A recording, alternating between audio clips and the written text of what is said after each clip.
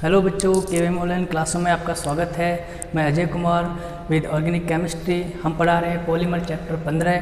तो इसमें हमने अब तक योगा बहुत सारे बहुलक पढ़ लिए हैं। जितने भी बहुलक अब तक हमने पढ़े हैं वो सब कैसे हैं कि वो बायोडिग्रेडेबल नहीं होते हैं, यानी वो प्रदूषण का कारण बनते हैं, पर्यावरण प्रदूषण फैलाते हैं। तो उस समस्या से निपटने के लिए ऐसे बहुलकों का निर्माण किया गया जो अपने आप ही अपघटित हो जाते हैं, जिन्हें जैव निम्नीकृत बहुलक भी कहते हैं।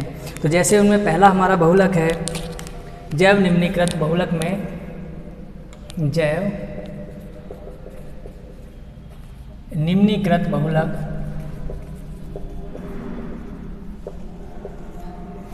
बायोडिग्रेडेबल पॉलीमर्स है ना। तो इसमें पहला बहुलक है PHBV पॉली हाइड्रोक्सी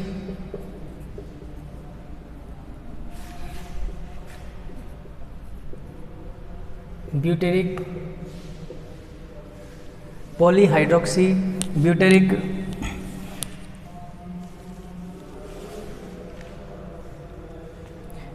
को ब्यूटेरिक या ब्यूटाइरेट भी बोल सकते हैं। ब्यूटाइरेट को बीटा हाइड्रोक्सी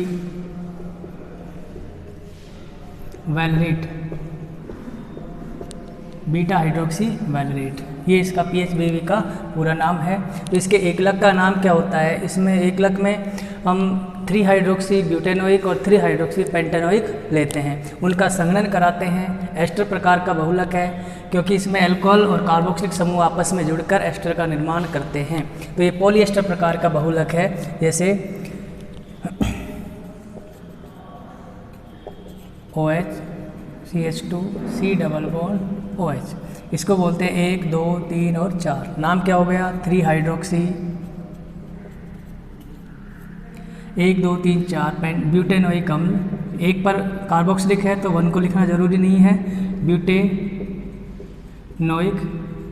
अम्ल, ठीक है, 3 हाइड्रोक्सी। इसके बाद नेक्स्ट जो लेते हैं, इसके हम N अणु लेंगे। नेक्स्ट जो लेंगे वो क्या होगा?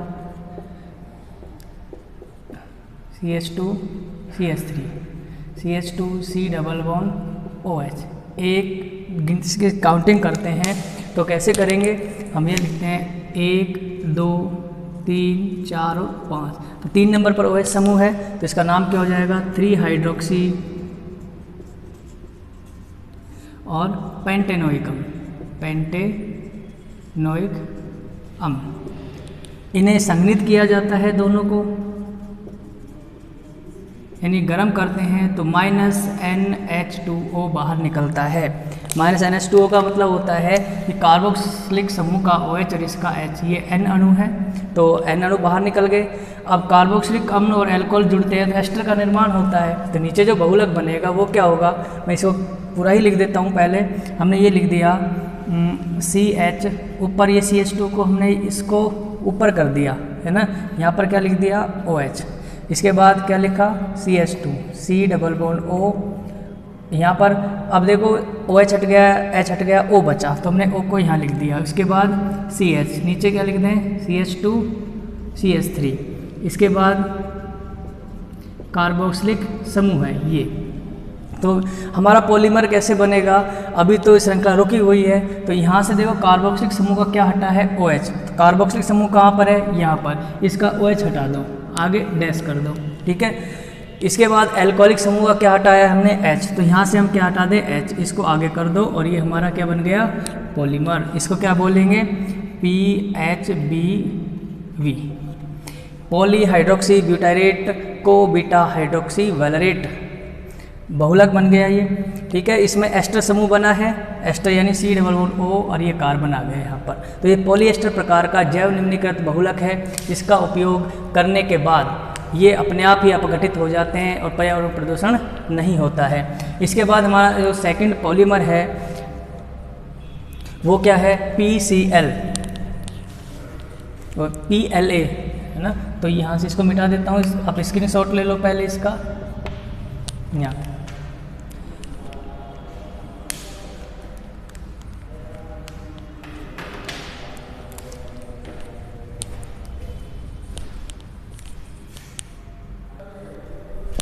इसके बाद दूसरा जैव निम्नीकृत बहुलक है PLA, poly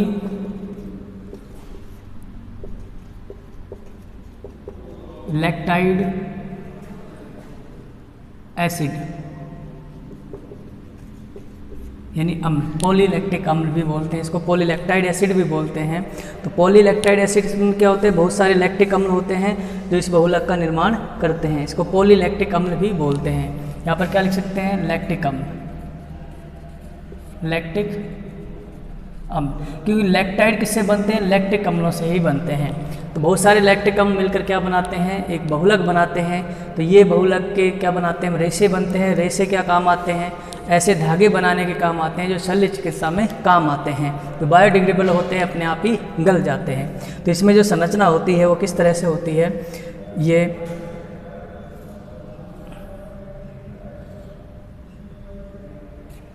CH2 double bond O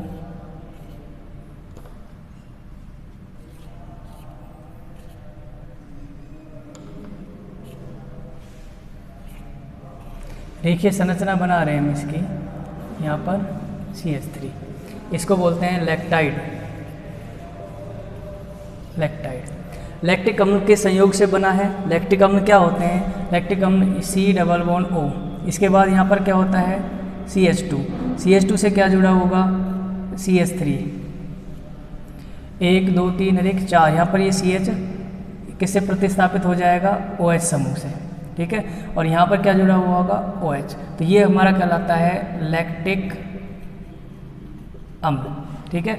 अब ऐसे लैक्टिक अम्ल के दो अणुओं को आपस में जोड़ते हैं, तो मैं इसको थोड़ी सुविधा के लिए हम ऐसे लिख सकते हैं, लैक्टिक अम्ल को यहाँ लिख रहा हूँ, फिर इसको मिटा देंगे, C है यहाँ पर, ठीक है। ये डबल बॉन्ड O ऊपर लिख दिया हमने, इसके बाद यहाँ पर क्या लिख दिया, CH लिख दिया, ये यहाँ पर क्या लिख दिया, CH3, नीचे क्या लिख दिया, OH, और यहाँ भी क्या लिख दिया, OH।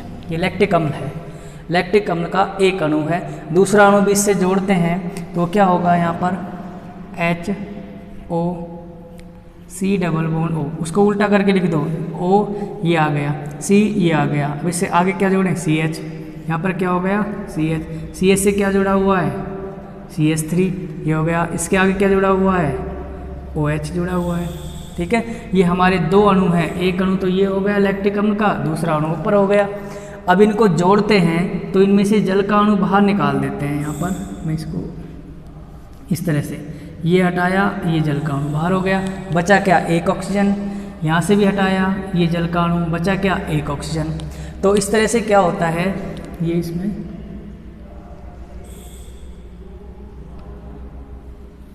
ये इस तरह से कार्बोक्सिलिक अम्ल का OH हटता है, एल्कोहलिक समूह का H हटता है। तो इस तरह से जल के अणु हट गए।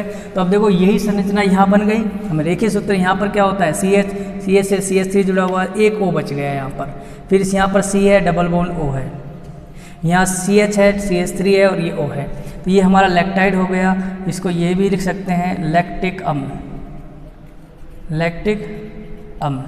इसके हम N अणु लेते हैं, क्या लेते हैं, N अणु। ये मिटा देता हूँ इसको यहाँ पर।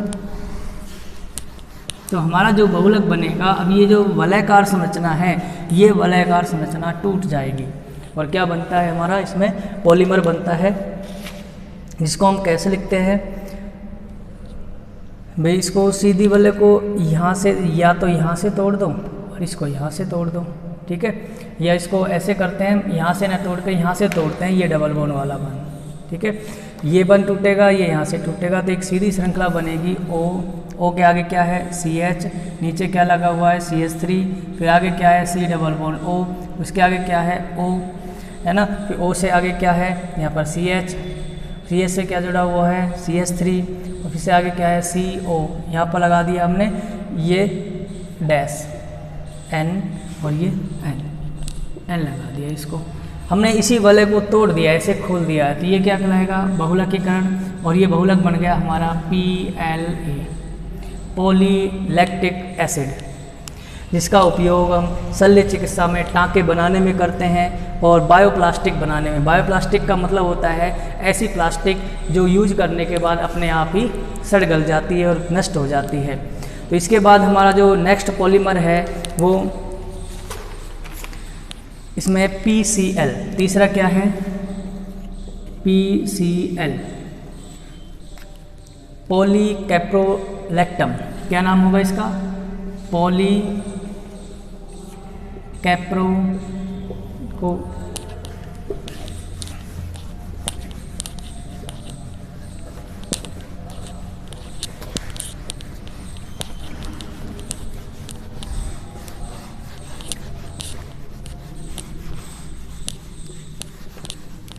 पॉलीकैप्रोलैक्टम PCl,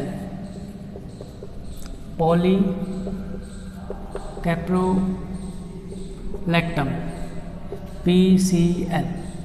ठीक है, तो इसमें जो एकलक की संरचना होती है वो क्या होती है, वो भी वलयाकार होती है, कैप्रोलैक्टम बोलते हैं जिसको। कैप्रोलैक्टम में क्या होगा, एक वलयाकार संरचना होती है इस तरह से, C डबल बॉन्ड O। मैं रेखीय सूत्र न बनाकर संरचना सूत्र ही बना रहा हूँ इसका, CH2, इसके बाद CH2, CH2, CH2, CH2, 1 2 3 4 5 हो गए। इसके बाद यहाँ पर O को जोड़ दिया इससे, तो ये क्या लाएगी, कैप्रोलैक्टम। कैप्रोलैक्टम के N अणु लेते हैं, ये अणु यहाँ से टूटता है, वही होता है इसमें, पहले क्या जल का अणु जुड़ेगा, उसके बाद जल का अणु बाहर निकलेगा, बाहुलीकरण। क्लियर है, तो इसमें क्या होगा, यहाँ से इसको वलय को तोड़ दो, तो यहाँ पर क्या लिखेंगे, C double bond O dash, ये हो गया। ठीक है, इसके आगे क्या है, CH2, कितने CH2 है, 1 2 3 4 5, तो यहाँ लिख दिया हमने 5 CH2 के बाद में क्या आ रहा है, O, आगे डैश, और यहाँ लगा दो N, इसको बोलेंगे पॉलीकैप्रोलैक्टम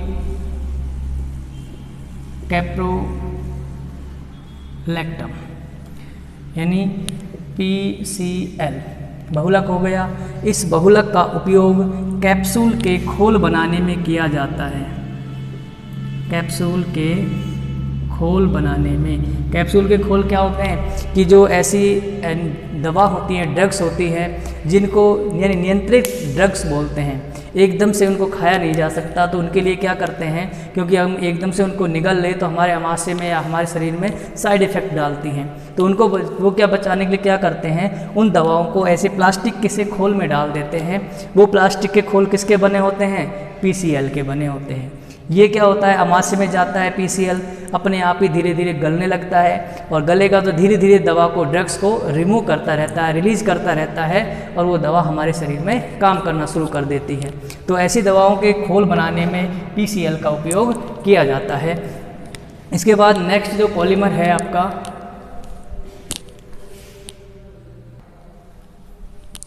अब इसमें देखिए मैं ये समझा लेता हूँ। इसमें जो कैप्रोलैक्टम होता है किस तरह से अभिक्रिया करता है, कि हमने तो यहाँ सीधा लिख दिया है इसको।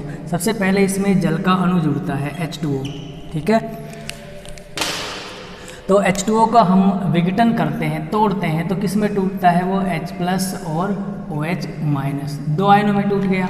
अब यहाँ पर इस बंध को यहाँ से तोड़ेंगे तो बंध के इलेक्ट्रॉन किस पर जाएंगे, ऑक्सीजन पर, ठीक है। ऑक्सीजन पर जैसे ही बंध के इलेक्ट्रॉन गए, ऑक्सीजन पर कैसा आवेश हो गया, माइनस का, और कार्बन पर कैसा हो गया, प्लस का। तो अब यहाँ पर जो माइनस का है इससे तो कौन जुड़ जाएगा, H जुड़ जाएगा, और क्या बना लेगा, OH बना लेगा। मैं यहाँ लिख रहा हूँ इसको, ये CH2 से कौन जुड़ गया, O से कौन जुड़ गया, H, ठीक है। CH2 के बाद कितने CH2 हैं, 1 2 3 4 5 CH2 हो गए। तो हमने यहाँ लिख दिया ये, ऐसे मैं पूरे सारे लिख देता हूँ, 2 3 4 5, ठीक है, 5 CH2 हो गए।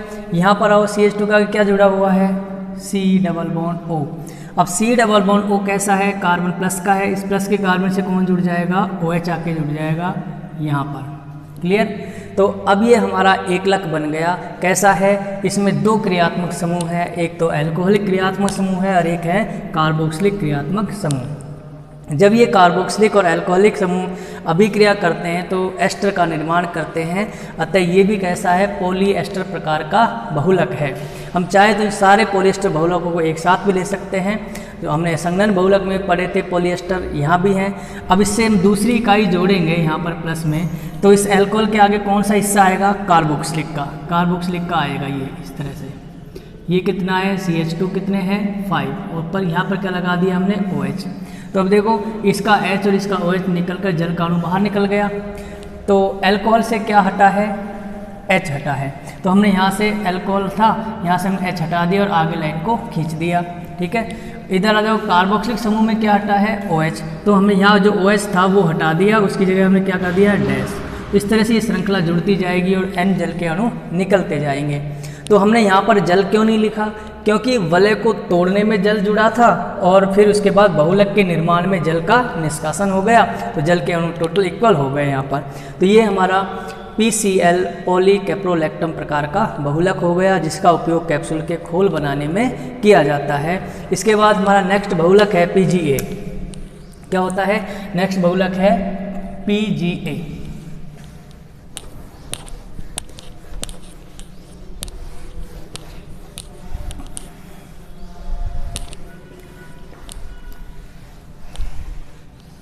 पॉलीग्लाइकोलिक अम्ल, क्या नाम है इसका पॉलीग्लाइकोलिक अम्ल,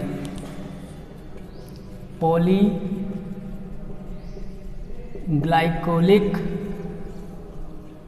अम्ल है ना PGA बहुलक कहेंगे।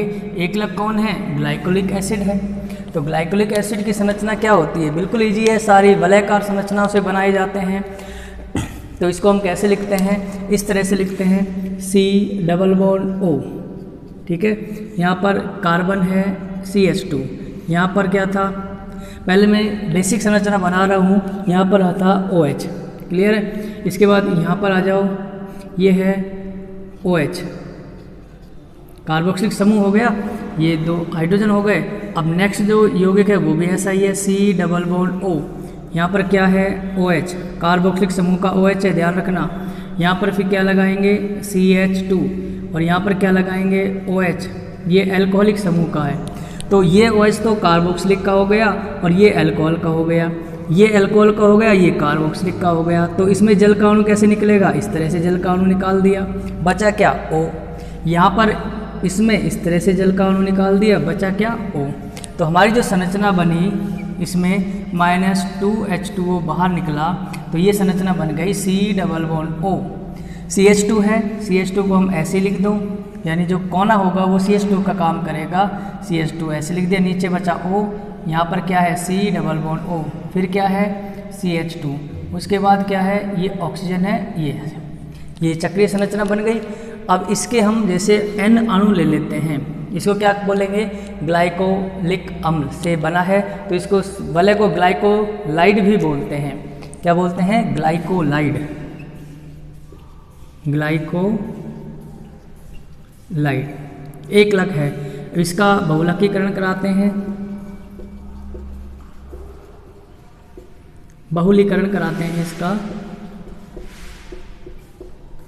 तो ये वलय टूट जाती है और क्या बनता है CH2 C≡O, O यहाँ पर O हो गया ऐसे, और ये N आगे और जुड़ता चला जाएगा, यहाँ पर O आ गया CH2 C≡O ऐसे।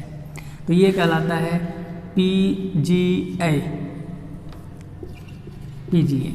ठीक है, PGA का उपयोग भी शल्य चिकित्सा में, ये रेशा है एक तरह का, रेशे बनाए जाते हैं। ये रेशे बायोडिग्रेडेबल होते हैं, यानी अपने आप ही नष्ट हो जाते हैं। शल्य चिकित्सा में इन धागों का उपयोग करते हैं, तो ऑपरेशन करने के बाद इन धागों को ऐसे ही छोड़ दिया जाता है जिससे ये अपने आप ही गल जाते हैं। तो इस तरह से हमारे जैव निम्नीकृत बहुलक कंप्लीट हो गए हैं। इसको बना लो, इसका बहुलक का नाम क्या हो जाएगा पॉलीग्लाइकोलिक अम्ल या पॉलीग्लाइकोलाइड अम्ल।